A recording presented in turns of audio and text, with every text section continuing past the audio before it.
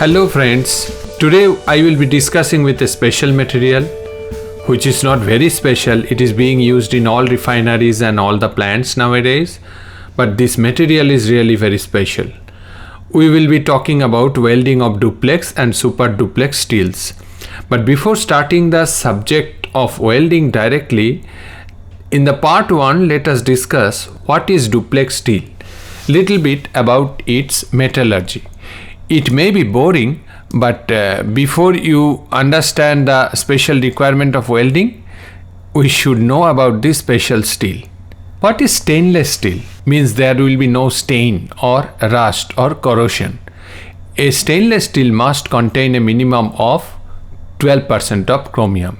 Alloyed with sufficient chromium, steel absorbs oxygen from the air to form and maintain a thin transparent oxide layer. Being passive, the layer dramatically decreases the corrosion. Additional alloying element in the steel may be nickel, molybdenum, manganese and copper as per the requirement. Corrosive media where stainless steel are being used: reducing acids, oxidizing acids, alkaline solutions like sodium hydroxide, potassium hydroxide, aqua chloride containing media, NaCl or KCl. Presence of impurities must be considered for material selection as well, like chloride, fluoride, oxygen, metal ions, Fe3 and copper 2, suspended solids, etc. Corrosion resistance alloy. What type of corrosions are encountered? Uniform corrosion, pitting corrosion, crevice corrosion, stress corrosion, intercrystalline corrosion, galvanic corrosion, dynamic load corrosions, erosion corrosion. Corrosion itself is a big subject for engineering. If you want to know in detail, it is a time-taking subject, but for now we want to understand what is duplex steel.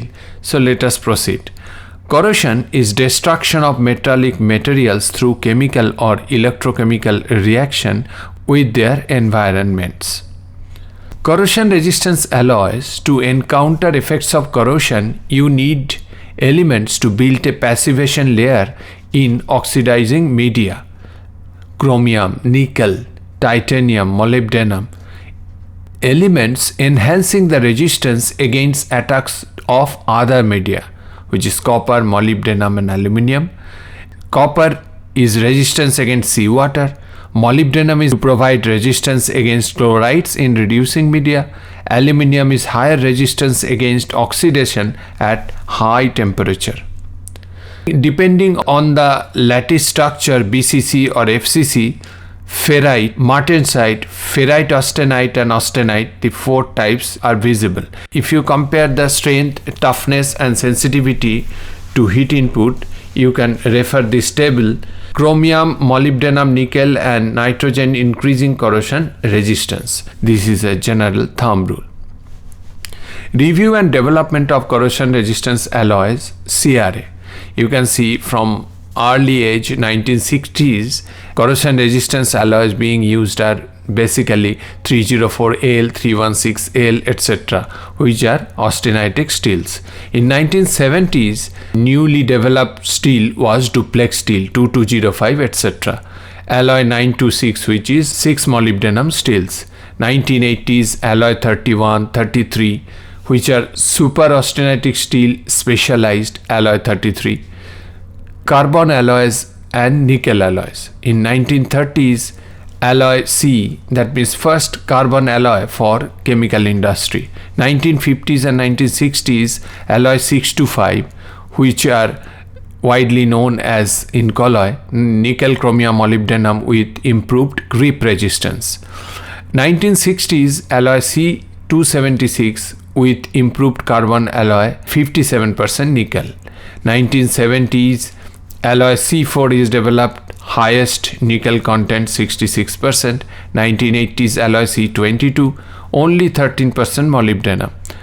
1980s alloy 59, no iron, purest nickel, chromium, molybdenum alloy. And alloy 686, alloying concepts of alloy 59 plus 3.5% titanium. B alloys. 1920s is alloy B, nickel molybdenum alloy for reducing media. 1970s alloy B2, B alloy with maximum 2% Fe. 1990s alloy B3 and B4, improved weldability. There are different microstructures: austenitic, ferritic and duplex. So duplex stainless steel, you just remember, it's combined the austenitic and ferritic properties. We are going in very simple way. I am not a metallurgist or not a material specialist. We just want to know what is duplex steel in the basic way. Duplex stainless steel microstructure base metal is controlled cooling, where ferrite is more than 50%. Oil metal cooling rate can vary when ferrite is 20 to 70%.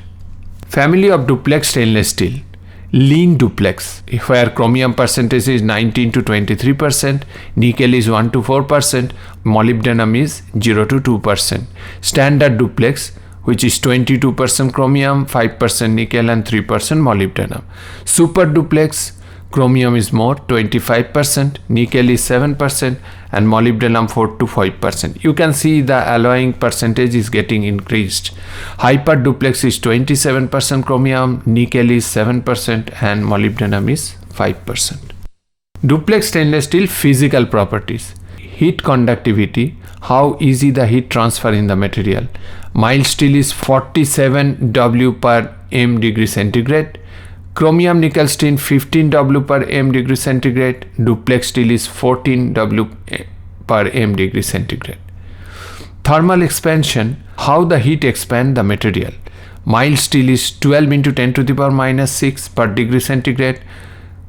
Chromium nickel steel is 17 into 10 to the power minus 6 per degree centigrade, whereas duplex steel is 13 into 10 to the power minus 6 per degree centigrade. Chemical composition of duplex steel. You can go through this table if you need some more idea. Importance of alloying element. So there are basic 4 alloying elements discussed over here which are more important, that is chromium, nickel, nitrogen and molybdenum. Chromium is 18 to 30% in weight. It is a ferrite former.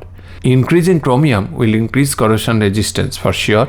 The ferrite content increasing with increasing chromium. However, too much chromium will decrease the optimal phase valence. Nickel 4 to 8% austenite former. Nickel promote a change in crystal structure from ferrite to austenite. Nickel delays the formation of intermetallic phases. Nitrogen minimum of 0.14%. Austenitic former. Nitrogen causes austenitic to form from ferrite at elevated temperature, allowing for restoration of an acceptable balance of austenite to ferrite after a rapid thermal cycle in the has after welding. Additions of nitrogen increase pitting and crevice corrosion resistance and strength, delays the formation of intermetallic phases, offsets the formation of sigma phase in high chromium, high molybdenum steels. Molybdenum less than 5% is a ferrite former again, enhances pitting corrosion resistance, increased tendency to form detrimental intermetallic phases if molybdenum content is too high. Here are some application of duplex stainless steel: chemical tankers, heat exchangers, desalination plants, desox plants, chemical tank and bridge buildings. So in the next part we will be discussing a little bit about the welding of duplex stainless steel.